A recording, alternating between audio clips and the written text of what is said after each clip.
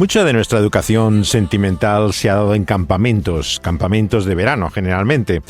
Cuando nace el escultismo, lo que llamamos los Scouts, es en 1907, el principio del siglo XX, con esa figura de Baden-Powell. Ir a un campamento entonces era todavía ir a dormir en tiendas de campaña, pero no fue así por mucho tiempo. Ya en los años 30 del pasado siglo, muchos de los campamentos a los que iban escolares en lugares como Gran Bretaña eran en edificios, eran colegios privados que alquilaban para ello, ya no era bajo una lona al aire libre. Y la disciplina paramilitar que había al principio de este movimiento tiende ya a desaparecer tras la Primera Guerra Mundial, que la gente ya está muy cansada de la historia del ejército. Algo de la terminología quedó, claro, en algunas organizaciones, pero casi ya de nombre. Hasta los años 80 del pasado siglo se utilizaba ese tipo de expresiones militares todavía en algunos campamentos.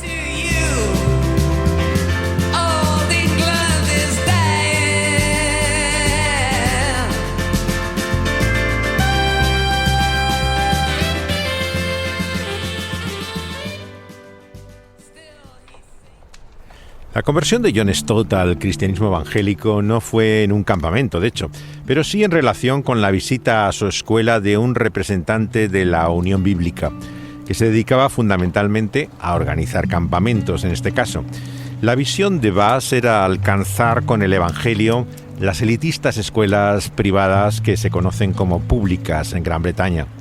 Para ello alquilaba centros escolares donde invitaba también a los alumnos de que conectaba con ellos en los colegios mismos para campamentos que solían ser no solamente en verano, también en Navidad y en las fechas de Pascua.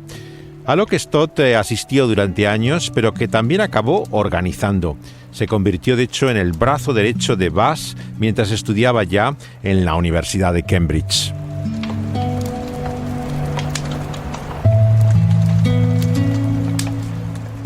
Los campamentos de Bass acabaron encontrando en la época de Stott su base en un colegio que se llamaba Claysmore. Estaba en un pequeño pueblo de la zona que se llama Dorset, que es gran parte costera, entre Shaftesbury y Blandford, que tenía el nombre en concreto de Iverney Minster. La primera experiencia de organización que tuvo Stott, sin embargo, fue el año 41, con una misión que no era la que organizaba estos campamentos, sino que se dedicaba a hacer como campañas, actividades evangelísticas en las playas. Formó parte del equipo un verano con el presidente del grupo de estudiantes evangélicos que había en Cambridge, su amigo que hablamos de él de origen cuáquero, también objetor de conciencia, Oliver Barclay. Los dos fueron así a la costa que hay en el norte de Gales, cerca de Aberystwyth, para una campaña intentando alcanzar a niños con el Evangelio. Los padres, claro, tenían que dejar ir a los niños. Eran cultos especiales básicamente lo que hacían, pero que lo organizaban todo en la propia arena, donde estaba la playa. Y construían hasta, curiosamente, un púlpito de arena para poder hacer los mensajes que eran como sermones, digamos, tradicionales. Curiosamente, una de las niñas que asistía a las reuniones era la hija de un importante escritor, dramaturgo, locutor, activista político, que es J.B. Priestley. Él fue un famoso realmente literato en el pasado. La razón es que su padre pasaba el verano en una casa que había al lado, de la que se alojaba el propio equipo de la misión, ya que, aunque era socialista, muy contrario a la religión, este escritor, de esa forma entró en contacto con el grupo que estaba alojado al lado. Bass participaba también de la campaña, aunque no era su organización, como en parte para contrarrestar críticas que tenía a menudo su trabajo de ser demasiado elitista. Había muchos cristianos que no entendían por qué organizaba algo para alcanzar solamente a gente que era de la clase dominante. Les parecía una forma de acepción de personas, de segregación. Y esto fue, sin lugar a dudas, la crítica más habitual que tenía Bass y también luego Stott al sucederle también la organización de estos campamentos. La Unión Bíblica, Scripture Union en inglés, es mucho más que la organización de los campamentos y las visitas a escuelas que hacía Bass. Este es su spot informativo en la actualidad. Unión Bíblica es un movimiento interdenominacional para la lectura de la Biblia y la evangelización. Ayuda a la Iglesia cristiana en sus ministerios, presentando la palabra de Dios. Está enfocada principalmente a niños, jóvenes y familias, para que sean guiados a una fe personal en Jesucristo y desarrollen un carácter y testimonio cristianos, tomando su lugar como miembros y obreros en la vida de sus iglesias y en la sociedad. Unión Bíblica promueve la lectura sistemática y meditativa de la Biblia entre personas de todas las edades, con el objeto de fomentar el discipulado personal, la comunión cristiana y la responsabilidad social. La acusación más difícil de contestar para Bass y Stott era la de que ayudaban a perpetuar así un sistema de división y de arrogancia que suponía esa educación exclusiva, privada, de la clase gobernante en estos colegios públicos. A la sugerencia que tenían con frecuencia de que mezclaran en los campamentos a chicos que tuvieran un origen humilde, menos privilegiado, como suelen decir en inglés, Bass se negaba totalmente. La razón para él es que él no veía sentido de que conocieran el resto del mundo tratando con chicos que no vinieran de sus familias y trasfondo en una actividad que no tenía una motivación social, de que tuvieran un contacto más allá de su círculo, sino que tenía un propósito espiritual. Él lo veía, por lo tanto, que entraba en conflicto con lo que era la idea principal. Por otro lado, tenía mucho una mentalidad bastante característica de muchos evangélicos de batalla, ¿no? De que estaba en un conflicto espiritual, que cualquier obstáculo iba a impedir lo que era el sentido último. Y lo que se trataba es de facilitar la estancia de los chicos en un contexto en que estuvieran cómodos para poder centrarse en lo que era el verdadero problema. Los grupos estaban divididos en dormitorios que contaban con un responsable cada uno que debía acercarse a su vez al pequeño grupo de chicos que tenía que conocer. Obviamente del mismo género, eran masculinos, y hacer amistad con ellos. Junto a ellos tenía a otros más jóvenes que estaban como aprendiendo y con los que tenían más experiencia. Hablaban solamente aquellos que empezaban en devocionales de la mañana y de la noche, pero no más de un cuarto de hora bajo la observación crítica de los monitores. Stott llegó a convertirse en un maestro de lo que podíamos llamar este género de la charla de campamento. La dominaba totalmente al final. Empezó a hablar en público en ellas, eran breves charlas ordenadas siempre para él por un estricto esquema trinitario en el que llamaba a conocer a Jesús como el Salvador vivo. Comenzaba con un texto bíblico, pero rápidamente iba al desafío a llamar a la fe o a un mayor compromiso en la vida cristiana si eran ya creyentes. Este era el esquema que se repetía más o menos en todas estas charlas de campamento. Implicaba, eso sí, un reconocimiento claro del problema del pecado en el corazón del hombre, en la necesidad de la cruz y su significado, el coste del discipulado. Este era el modelo que aplicaba en sea cual fuera el texto bíblico que estuviera tratando. Las actividades cristianas para niños han sido muy criticadas estos últimos años. La mayoría hoy en día considera que son simple manipulación y las objeciones ya no son solamente éticas, sino que muchos ya pretenden casi que es una actividad casi delictiva el intentar de alguna forma alcanzar a menores con la influencia de lo que son estos ya no valores como se dice ahora, sino el contenido mismo del Evangelio. En el rumbo de nuestra sociedad actual, las cuestiones morales se han convertido cada vez más en problemas legales. Ya el abuso se ve desde la sospecha y esto ha llevado prácticamente a la imposibilidad de muchas iniciativas que se hacían entonces con niños. Hoy en día podríamos decir que por lo menos en Europa, en esta parte del mundo, son ya si no difíciles, en muchos lugares casi imposibles. Today we are celebrating 150 years of Scripture Union and everything they've done to introduce children to the Christian faith. And we'll be joining Her Majesty the Queen in this celebration. Esta es la BBC introduciendo ni más ni menos que el 150 aniversario de la Unión Bíblica Scripture Union con la visita de la reina Isabel II a este acto y diciendo explícitamente que se dedica a presentar el cristianismo a niños, la organización. Hoy en día, sin lugar a dudas, esto sería mucho menos aceptable para la propia sociedad británica, que tiene normas muy estrictas hoy en día con el trabajo infantil. Sin embargo, la influencia, como vemos en la historia de Stott, ha sido inmensa en muchos niños.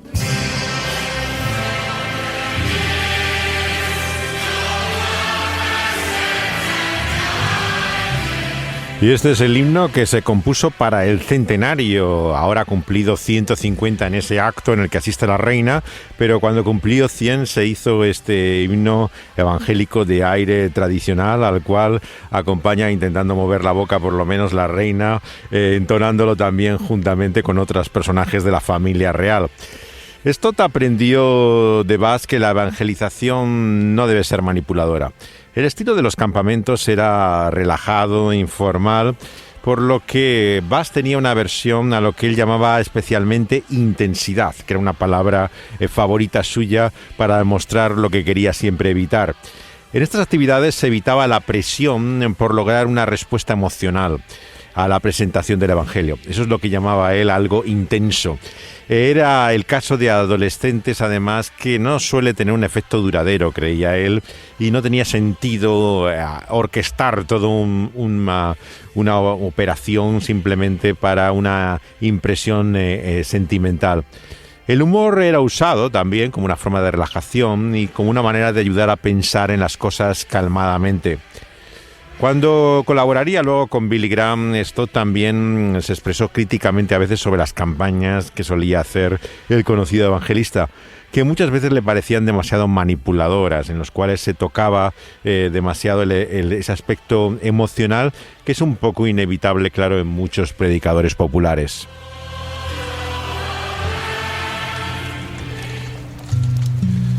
Los campamentos que organizaban sirvieron para llevar a la fe a muchos. De allí salieron directores de colegio, profesores, obispos, anglicanos, misioneros, médicos, abogados, políticos, muchos empresarios, músicos, artistas también, escritores. Por dar algunos nombres, fue por el ministerio de Bas que se convirtió el capitán del equipo de cricket, que ya saben que es el deporte por antonomasia británico, y el que llegó a ser también obispo de Liverpool. David Shepard viene también de ese contexto. El vicepresidente del Parlamento Europeo, político conservador, Sir Fred Catherwood, también fue convertido en nuestros campamentos. Se casaría luego con la hija del conocido médico convertido en predicador Martin Lloyd-Jones, y la lista sería interminable de gente importante que conoció la fe en estos campamentos.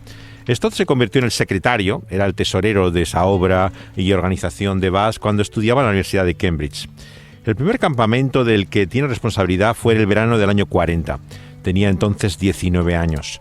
Su conversión había sido solamente hacía 3 y hacían actividades en los campamentos que eran en un bosque, implicaba también campos de cosecha que iban.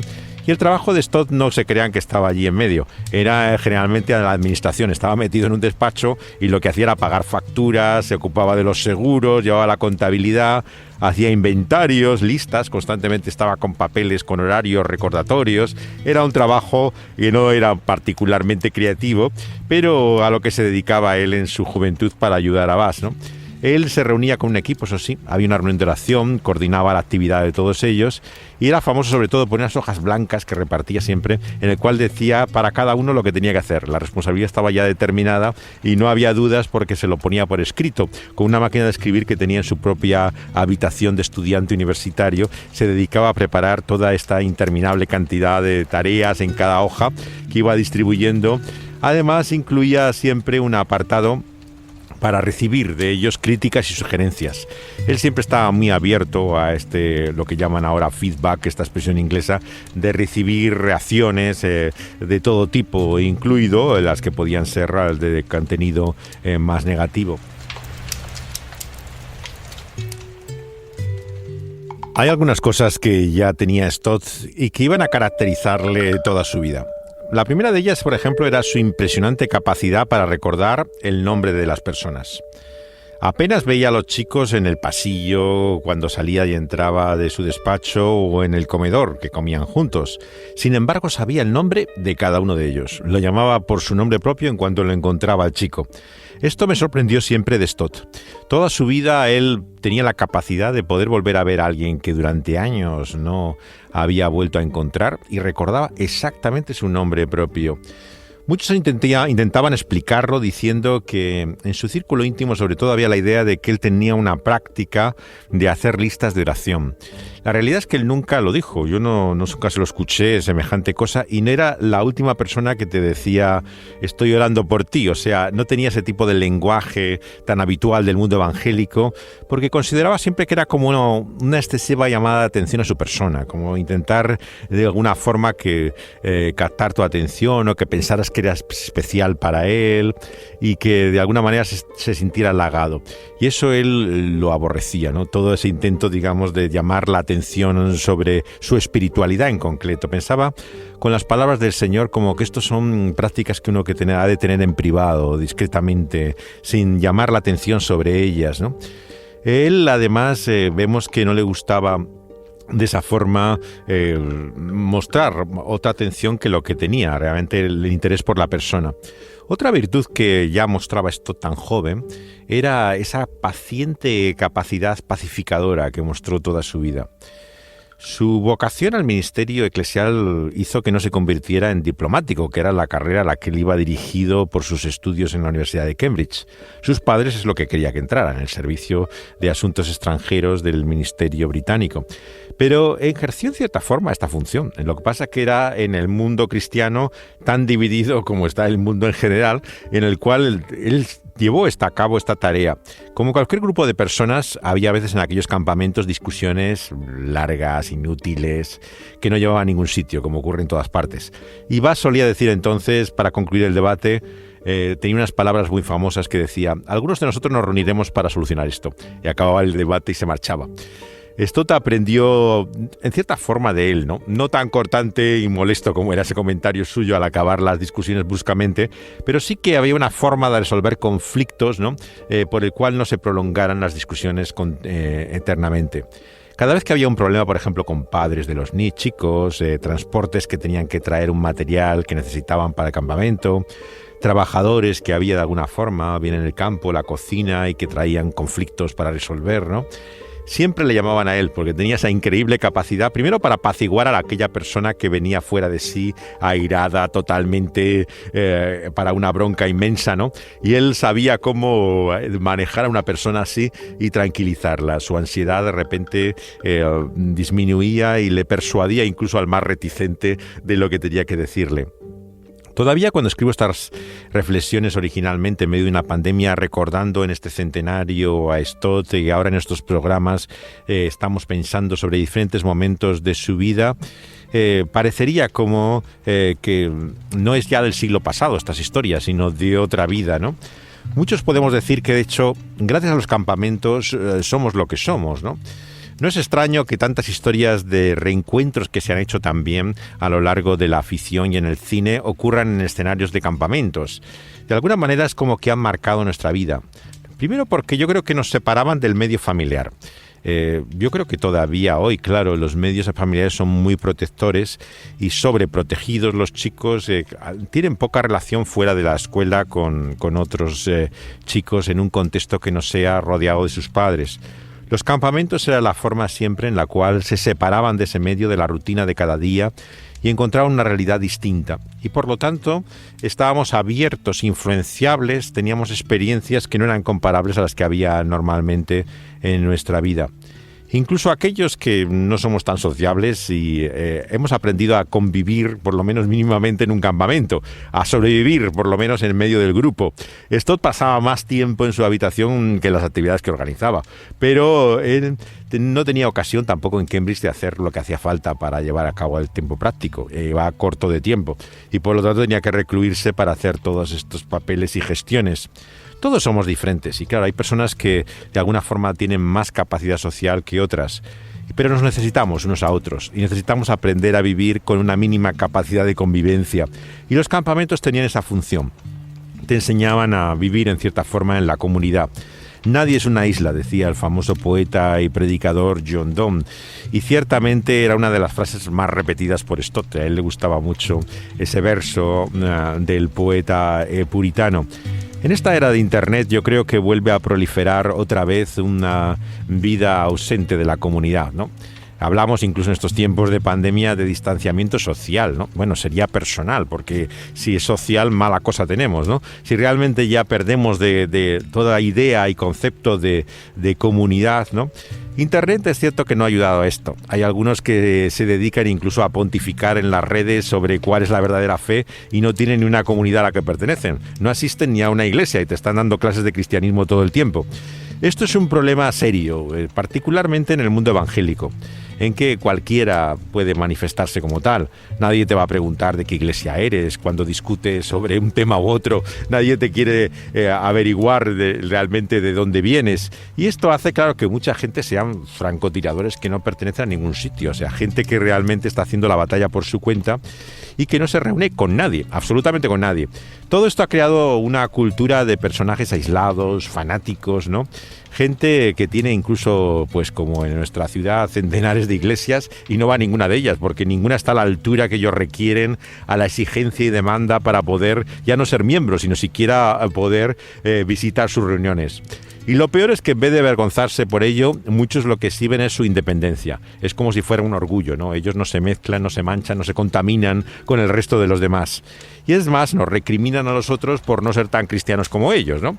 O sea, que un poco de humildad yo creo que finalmente no nos vendría mal a ninguno de nosotros. Y Stott me enseñó a mí mucho de ello.